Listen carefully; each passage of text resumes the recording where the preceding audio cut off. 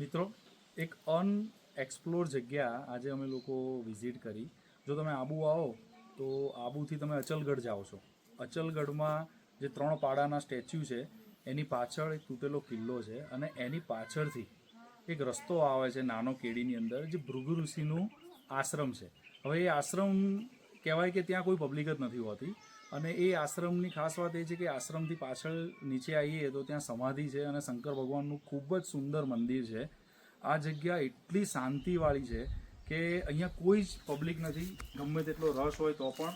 અને તમે જ્યારે પણ આબુ આવો તો એક વખત જો તમને નવા નવા એરિયા એક્સપ્લોર કરવામાં રસ હોય કે ભાઈ એવી જગ્યાએ વિઝિટ કરવી છે કે જે જગ્યા અમે ક્યારે પહેલાં ગયા જ નથી, તો આ જગ્યા ખરેખર તમે વિઝિટ કરજો.